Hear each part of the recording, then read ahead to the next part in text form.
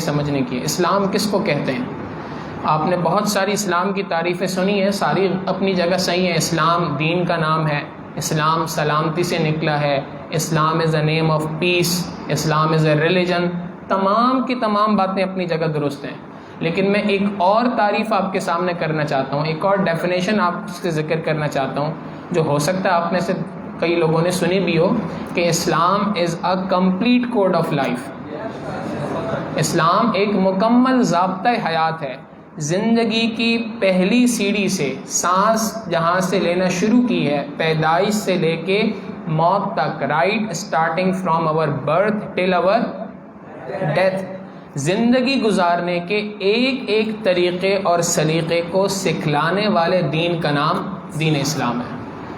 اسلام میں اور دیگر تمام مذاہب میں سب سے بڑا فرق یہی ہے کہ دیگر تمام مذاہب میں آپ چلے جائیں تو وہاں دین چند ریچولز کا نام ہے، چند رسومات کا نام ہے، رسومات ادا ہو گئیں، دین سے آپ کا تعلق ختم ہو گیا۔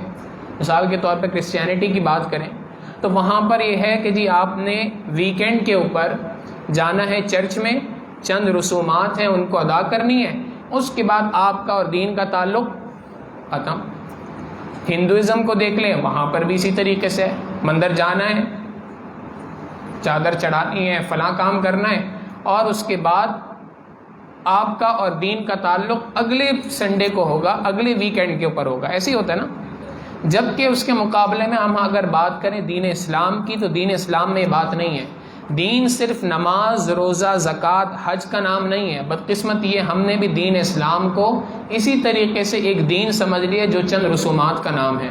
مسجد میں آ گئے، 5 وقت کی نماز پڑھ لی، سال میں 1 مرتبہ روزہ رکھ لیا 30 دن مسلسل، 1 مرتبہ زندگی میں حج کر لیا، زکوٰۃ ادا کر دی، کنفرم جنتی ہیں، اگلا کوئی کام نہیں۔ جبکہ دین اسلام اس چیز کا نام نہیں ہے۔ یہ ایسا نہیں ہے کہ آپ مسجد میں داخل ہوئے، ریلیجن کا بٹن آن ہو گیا، مسجد سے باہر نکلے، ریلیجن کا بٹن آف ہو گیا۔ دین اسلام اس چیز کا نام نہیں ہے، بلکہ دین جیسے بات کی مکمل ضابطہ حیات ہے۔ اور مکمل ضابطہ حیات کا مطلب یہ ہے کہ زندگی کے ایک ایک شعبے کی رہنمائی کرنے والے دین کا نام دین اسلام ہے۔ دین اسلام جہاں ہمیں بتاتا ہے نماز کیسے پڑھنی ہے، وہاں پہ دین اسلام ہمیں یہ بھی سکھلاتا ہے کہ تم نے گھر کی زندگی کیسے گزارنی ہے۔ تم اگر گھر پہ ایک مرد کی حیثیت سے ہو تو تمہارے ساتھ تمہاری بہنیں ہیں، بہنوں کے ساتھ کیسے تعلق رکھنا ہے، والدہ ہیں، والدہ کے ساتھ تعلق کیسے رکھنا ہے، والد ہیں، ان کے ساتھ تعلق کیسے رکھنا ہے، آگے زندگی بڑھ جائے، شادی ہو جائے، بیوی کے ساتھ کیسے رہنا ہے، بچے ہو جائیں تو بچوں کے ساتھ کیسے رہنا ہے، ہر ایک ایک بندے کے ساتھ زندگی کیسے گزارنی ہے، یہ بھی دین سکھلاتا ہے۔ گھر سے باہر نکل جاؤ تو باہر نکلنے کے بعد اب تمہارے اوپر کیا ذمہ داری ہے، راستے میں چلنا ہے تو کیسے چلنا ہے، تم کالج میں پہنچے ہو، یونیورسٹی میں پہنچے ہو، یہاں پہنچ کر علم حاصل کر رہے ہو تو یہاں پر پہنچ کر علم کیسے حاصل کرنا ہے۔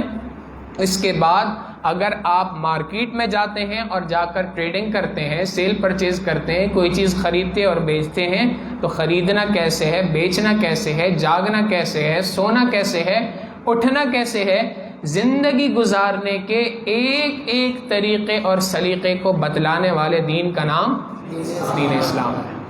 یہ بات اپنے ذہنوں میں بٹھا لیں۔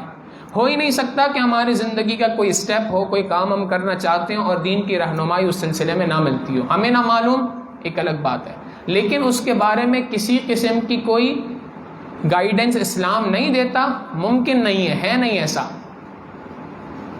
اب یہ بات سمجھیں کہ اگر اسلام زندگی گزارنے کی ایک ایک طریقے اور سلیقے کو مجھے بتلاتا ہے اور میرے پاس اس کا علم نہیں ہے تو قصوروار کون ہوا؟ میں ہوا۔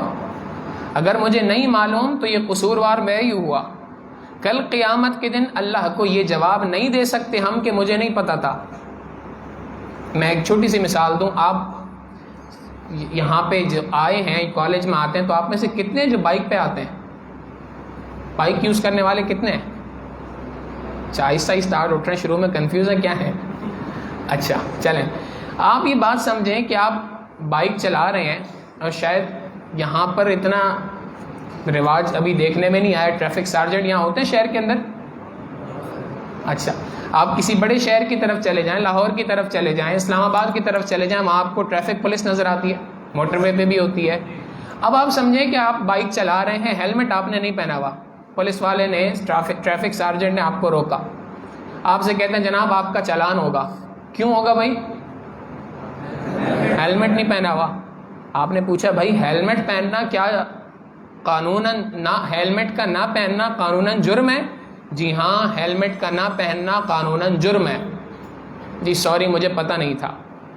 کیا آپ کی جان چھوٹ جائے گی اس بات پہ؟ ہم ابھی موٹر وے سے سفر کرتے ہوئے آ رہے تھے تو ہمارا راستے میں چلان ہوا اوور اسپیڈنگ پہ، اسپیڈ تھی 130، ہمیں روکا گیا، ہم اس وقت پہ 131 پہ چلا رہے تھے، 1 یونٹ اوپر تھا لمٹ سے، ہمیں روکا اس نے، اور جب بتایا تو میں اپنے ساتھیوں سے ایسے ہی کہہ رہا تھا مذاقاً کہ جی مجھے آج پتہ چلا کہ جی لوگ موٹر وے کے اوپر اسپیڈ کی لمٹ کیا ہے، 130 سے اوپر نہیں جا سکتے، آپ لمٹ سیٹ کر دی نا۔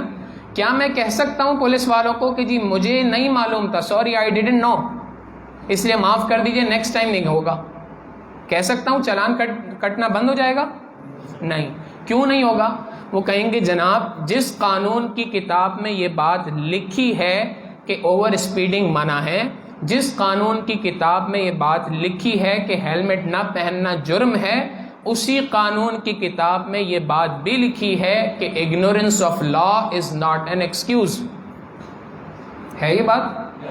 آپ سڑک پہ آ گئے، گاڑی چلا رہے ہیں، بائک چلا رہے ہیں اور آپ قانون کو نہیں جانتے، تو یہ جرم کس کا ہے؟ آپ کا ہے، ہمارا نہیں ہے۔ آپ کا چلان نہیں ویو آف ہو سکتا، آپ کو معاف نہیں کیا جا سکتا، آپ نے دوہرا جرم کیا۔ ایک جرم تو یہ کہ آپ نے سیٹ بیلٹ نہیں باندھا، ہیلمٹ نہیں پہنا، اور دوسرا جرم آپ سڑک پر آ گئے ہیں بغیر قانون کے جانے ہوئے۔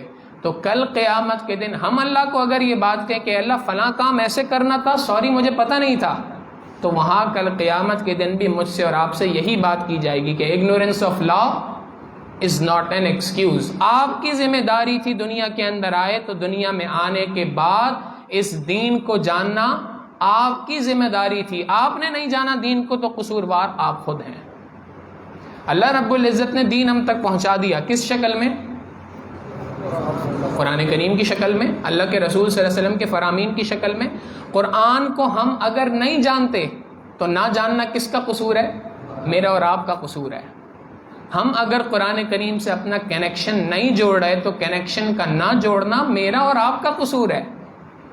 ہم قرآن کو نہیں سمجھ رہے، یہ میرا اور آپ کا قصور ہے۔ ایک چھوٹی سی مثال ہے، ہمارے پاس آج آپ بھی جانتے ہیں نا ملک کے حالات کیا چل رہے ہیں، ان حالات میں ہر بندہ کوشش کر رہا ہے کہ جی میں ملک سے باہر چلا جاؤں، ایسی ہے، امیگریشن کی لائنیں لگ رہی ہیں، ہر بندہ چاہتا ہے کہ جی ملک سے باہر جائیں، امریکہ میں جائیں، کینیڈا میں جائیں، فلاں ملک میں جائیں، وہاں پہ کمائیں، اس ملک میں رکھا ہی کیا ہے؟ یہ سوال ہے۔ یہ الگ بحث ہے کہ وہ صحیح ہے کہ غلط ہے، میرا موضوع وہ نہیں ہے اس وقت پہ، لیکن میں یہ بات سمجھا رہا ہوں کہ ان حالات میں ایک بندہ اگر اپلائی کرتا ہے باہر کے ملک میں، اور آپ مثال لے لیں کہ اس کے پاس چائنیز ایمبیسی سے، سعودی ایمبیسی سے ایک لیٹر آتا ہے، سعودی ایمبیسی سے لیٹر آئے گا تو وہ کس لینگویج میں آئے گا؟ اور چائنیز ایمبیسی سے آیا تو چائنیز لینگویج میں آئے گا۔ کیا آپ سکون سے گھر پہ بیٹھ جائیں گے؟ میں دعوے سے کہہ سکتا ہوں کہ میرے پاس یا آپ کے پاس اگر کسی بھی ملک کی ایمبیسی سے کوئی لیٹر آ جائے اس ملک کی لینگویج کے اندر، ہم کھانا بعد میں کھائیں گے، کپڑے بعد میں چینج کریں گے، دوسرے تمام کام بعد میں کریں گے، پہلے اس کا ٹرانسلیشن کروائیں گے اور ڈھونڈیں گے کون بندہ ہے جو اس کا ٹرانسلیشن کر سکتا ہے۔ بھائی سلا والی میں کوئی ملتا ہے، بہت اچھی بات، یہاں نہیں ملتا کسی اور شہر میں جائیں گے کہ نہیں جائیں گے؟ اگر کسی ایک ملک کی چھوٹی سی ایمبیسی کی جانب سے ایک لیٹر آ جائے تو اس کی اتنی اہمیت ہمارے نزدیک ہے، تو جس پروردگار نے اس قرآن کریم کو نازل کیا وہ پروردگار اس پوری کائنات کا بنانے والا ہے۔ آپ سائنس پڑھے ہوئے لوگ ہیں، پڑھے لکھے لوگوں سے میں گفتگو کر رہا ہوں، آپ جانتے ہیں کہ ہم جس یونیورس کے اندر ہیں، یہ جو دنیا ہے ایک بہت چھوٹی سی ہے سورج کے مقابلے میں، سورج اس کے مقابلے میں کئی گنا، کئی 100 گنا بڑا ہے، ایسی ہے، اور یہ ایک سیارہ ہے۔ ایسے کتنے سیارے ہیں جو صرف ایک گیلیکسی کے اندر ہیں، پوری گیلیکسی ملکی وے کہلاتی ہے۔ ایسی کتنی گیلیکسیز دنیا کے اندر موجود ہیں، ان تمام گیلیکسیز میں سب سے چھوٹی گیلیکسی وہ ہے جس کے اندر ہم ہیں، اور ہماری اس گیلیکسی میں جو چھوٹے ترین چند سیارے ہیں ان میں سے ایک سیارے کا نام دنیا ہے۔ تو کتنی بڑی کائنات کا پروردگار ہے۔ اس ذات نے مجھے اور آپ کو لیٹر دیا، خط دیا، کتاب دی قرآن کریم کی شکل میں، اور ہم اس قرآن کریم سے ناآشنا ہیں، اس قرآن کریم سے دور ہیں۔ حقیقت یہ بات ہے کہ ہمارے دنیا اور آخرت کے سارے مسائل کا حل قرآن کریم سے جڑنے میں۔ ہماری یہ ذمہ داری بنتی ہے کہ ہم اپنے آپ کو اس قرآن کریم سے جوڑیں۔ تو اس لیے اپنے دل میں یہ نیت کریں کہ میں نے اپنے آپ کو اس کلام پاک سے جوڑنا ہے۔ صحیح؟ اس قرآن کریم کو سمجھنا ہے۔ بہت آسان سا طریقہ ہے۔ میں آپ سے یہ نہیں کہتا کہ آپ کالج چھوڑ دیں، یونیورسٹی چھوڑ دیں۔ دیکھیں، اگر میں کالج اور یونیورسٹی کو چھوڑ دیتا تو کیا اس طریقے سے آپ کے سامنے بیٹھ کے گفتگو کر سکتا تھا؟ نہیں کر سکتا تھا۔ اگر میں آپ یہاں آ کے بیٹھا ہوں تو اسی طرح سے آیا ہوں نا، یہیں سے اٹھ کے یہاں پہ آیا ہوں۔ تو اسی طریقے سے ہم آپ سے یہ نہیں کہتے کہ آپ کالج چھوڑ دیں، یونیورسٹی چھوڑ دیں، سب کچھ چھوڑ چھاڑ کے مسجد میں آئیں اور بیٹھیں، ایک تسبیح آپ کے ہاتھ میں ہو۔ دیندار اسی کو کہتے ہیں نا۔ دیندار اس کو نہیں کہتے جو اپنے سر پہ پگڑی سجا لے، لمبے کرتے پہن لے، وہ دیندار ہے نہیں۔ دیندار وہ ہے جو اللہ کے دین کو سمجھتا ہے اور اللہ کے دین کے مطابق عمل کرتا ہے، بس۔ دیندار ہونے کی سمپل سی ڈیفینیشن ہے، چاہے وہ کالج میں ہو، چاہے یونیورسٹی میں ہو، چاہے مارکیٹ میں بیٹھتا ہو، چاہے گھر پہ ہو، کہیں پہ بھی ہو، دنیا کے کسی شعبے میں کام کرتا ہو، وہ دیندار اس کو کہتے ہیں جو دین کو سمجھ کر اس کے مطابق عمل کرتا ہو۔ اس بات کی نیت کر لیں کہ میں نے قرآن کریم کو سمجھنا ہے۔ کیسے؟ بہت سمپل سی بات ہے۔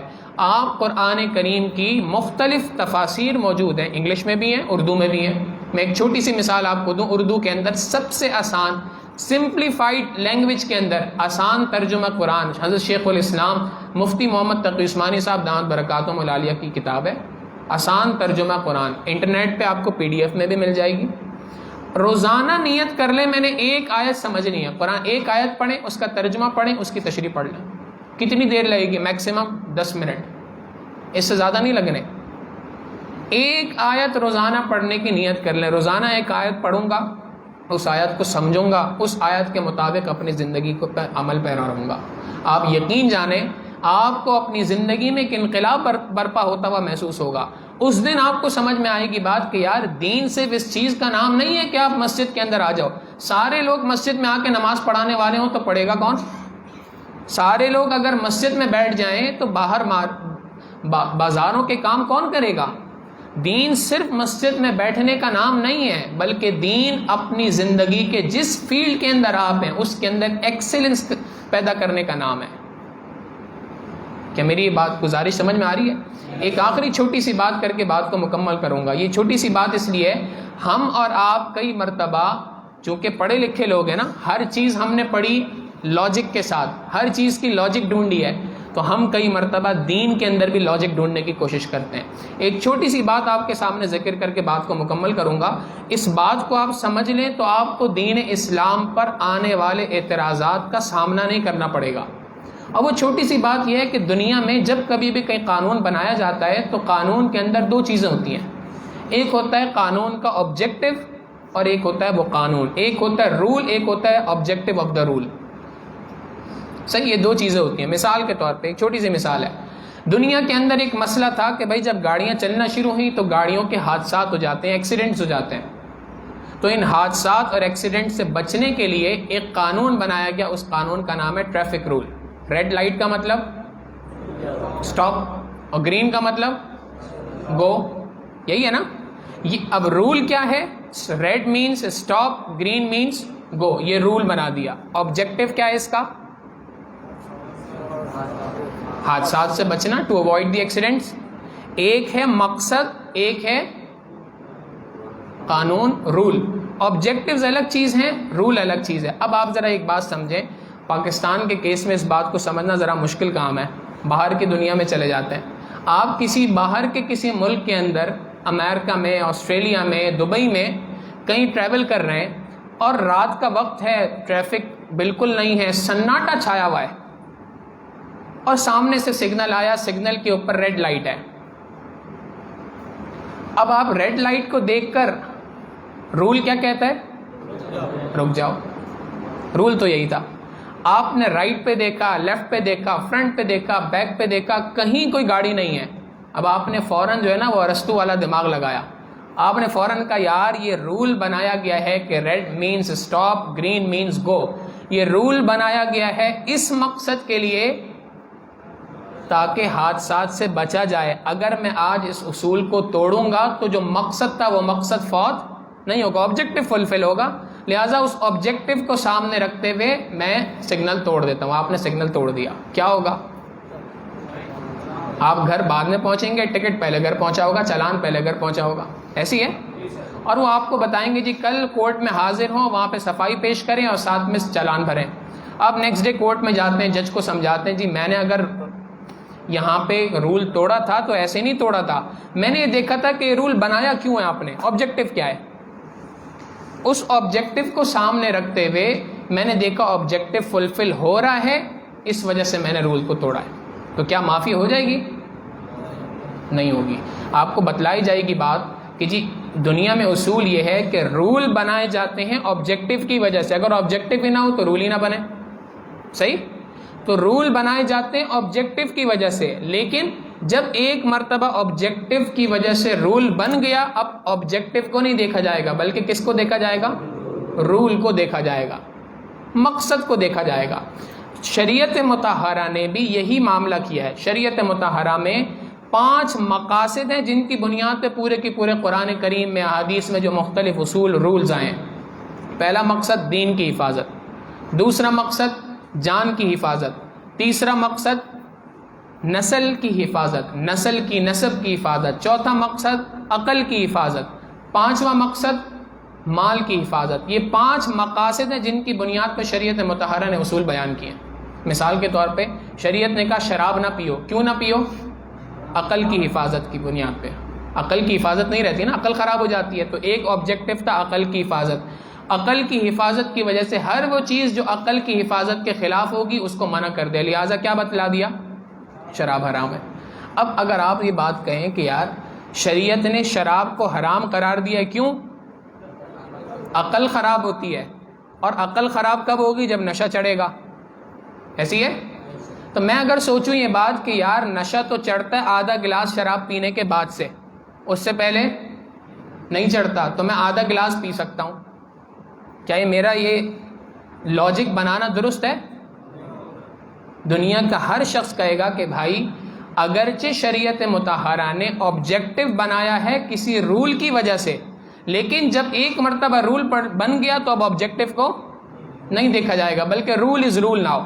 جیسے ٹریفک کے اندر بھی یہ بات کہی کہ بھائی جب ریڈ کا مطلب سٹاپ ہے, چاہے وہاں پہ گاڑی ہو چاہے گاڑی نہ ہو. ایسے ہی یہ بات ہے کہ شراب کا پینا حرام ہے, چاہے اس کی وجہ سے نشہ چڑھے یا نہ چڑھے. شریعت مطہرہ نے زنا کو حرام قرار دیا, کیوں؟ اس لیے کہ نسل اور نسب کی حفاظت نہیں ہے. ایک بندہ کہتا ہے جی میں اس طرح کے انسٹرومنٹس استعمال کروں گا, ایسی چیزوں کو استعمال کروں گا جس سے نسل اور نسب کی حفاظت رہے گی, تو کیا زنا حلال ہو جائے گا؟ نہیں. کیا کہا جائے گا؟ اگرچہ مقصد زنا کے اصول بنانے کا یہ تھا کہ اس کے ذریعے سے نسل اور نسب کی حفاظت ہو, لیکن once the rule has been made, rule is rule now. اصول کی بنیاد پہ کام کیا جائے گا. بہرحال یہی بات ہے کہ دین اسلام کے کسی بھی حکم پہ ہم یہ نہیں کہہ سکتے یہ کیوں ہے. اگر آپ کیوں بنائیں تو بھائی اس کے پیچھے کوئی نہ کوئی آبجیکٹو ضرور موجود ہوگا, چاہے وہ آبجیکٹو مجھے سمجھ آئے یا نہ آئے. لیکن اب کام آبجیکٹو کی بنیاد پہ نہیں ہوگا بلکہ اب کام کس کی بنیاد پہ ہوگا؟ رول کی بنیاد پہ ہوگا. قرآن کریم کہتا ہے کتب علیکم الصیام کما کتب علی الذین من قبلکم لعلکم تتقون. تم پہ روزوں کو فرض کیا گیا, کیوں کیا گیا ہے؟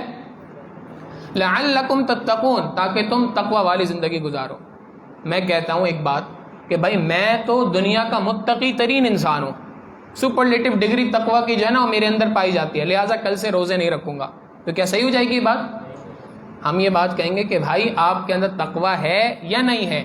اگرچہ روزوں کو فرض کیا گیا تقوی حاصل کرنے کے لیے, لیکن آبجیکٹو کی بنیاد پہ فیصلہ نہیں ہوگا, فیصلہ رول کی بنیاد پہ ہوگا. رول یہ ہے یہ چاند دیکھو روزہ رکھو, چاند دیکھو روزے مکمل کرو. میری گزارش سمجھ میں آئی؟ میں صرف اس سے آپ کو یہ 2 باتیں سمجھانا چاہ رہا ہوں, بات مکمل کر رہا ہوں. پہلی بات کہ قرآن کریم سے اپنا تعلق کو جوڑیں. ہمارا دین بڑا لاجیکل دین ہے, بڑا اللہ رب العزت نے فطرت والا دین ہمیں عطا فرمائے. اس دین کو ایسی نہ سمجھیں کہ یار پتہ نہیں یہ مسئلہ ایسے کیوں ہے, یہ ایسے کیوں ہے, یہ ایسے کیوں ہے. نہیں, دین اسلام نے اگر کسی چیز کی پابندی لگائی تو اس کے پیچھے کوئی مقصد. دین اسلام بہت بڑی نعمت. اس دین کو سمجھنے کی کوشش کریں. اس دین کو سمجھیں گے تو آپ کو سمجھ آئے گی کہ بات کہ حقیقتاً میں آج تک دین کا کیا پرسپیکٹو لے کے سمجھ رہا تھا, دین کو کیا سمجھ رہا تھا, اور دین حقیقی معنوں میں ہے کیا.